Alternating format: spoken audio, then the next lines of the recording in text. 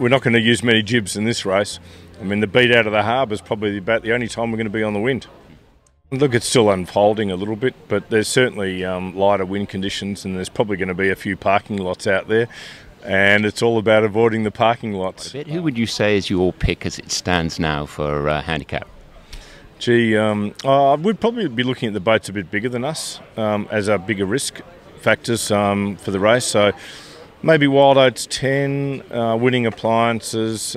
I think we're going to get a little bit of everything this race, and you know, the great thing is we've got a good bunch of lads on board. There seems like a lot of people on board, so we'll all be well rested, and that's sort of where, you know, that last little bit of the race is we're going to make sure we've got a lot of guys with fresh heads, you know, coming up and making some good decisions at the right time.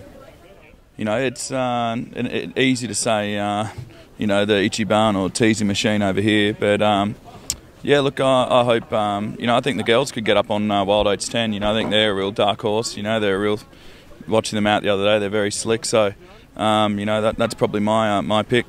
Lindsay May, navigator aboard Kealoha 2. Tell us a bit about what the weather's up to now. Well, the weather's looking quite good for this race. We're not going to get a thump bash from the south, which is pretty typical. And then our challenge is on the 27th on Thursday. We've got like a interconvergence zone between two high pressure systems and a heat trough. It's all very complicated, but the end result of that is down pressure and breeze coming from everywhere, basically. This boat, once you get a nor'easter and 25 knots, she really tracks very, very well. We'll get 5 sails up. Winner for the Tattersalls Cup on handicap. Look, I like Chutzpah. It would be an incredibly popular win if Chutzpah got up, and I just saw the guys a while ago and wished them the best. Michael Green, Hobart number 40, tell us about it. Oh yes, Crosbie, yeah, number 40. It does seem like yesterday that I started my first one. They tell me I'm better looking now and a lot more sensible than I was 40 odd races ago, but I'm really looking forward to this one, mate.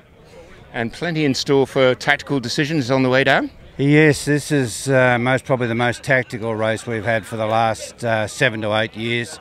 There's a lot of decision making to be made. There's basically 4 gates in this race, and first 12 to 14 hours is going to be nice and easy, but then the brain's going to have to kick in hard. And TP52's well in the box seat for Tattersalls, do you think? Look, I really don't know. I think we're there. I think we're a little bit faster than what they're actually anticipating.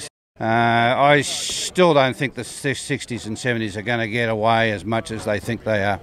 And if you had to pick one boat, what do you reckon? Oh, well, you have to go with Matt. You know, he's got the form on the board. Shane Kearns, skipper of Komatsu Azzurro. I always ask you who's going to win, and you always say it's you. Is it the same again this time? Well, as you know, I'm normally very confident, but this year extremely confident because of the weather forecast is definitely favouring the smaller boats. Plus, a lot of the opposition have been walking past and having a go at us, so they seem to know as well. But I think we're in with a good chance this year.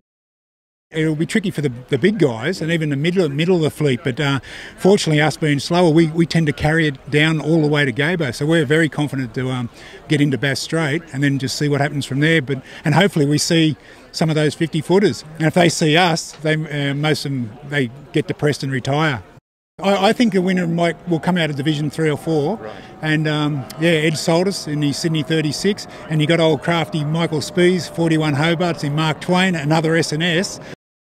Michael SPIES, skipper of Mark Twain. It's been a very fast track run to get to this point, but here we are. Yeah, a lot of work. The whole team's put in here to get the boat back on the start line for its first Hobart in, I think, 16 odd years.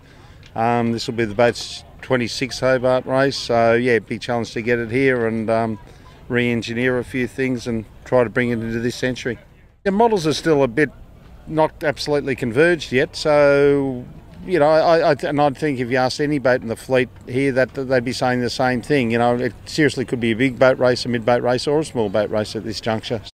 Look, I don't want to put the mocker, you know, on the 60-footers, the maxis, or ourselves, but look, the jury still is really out. You know.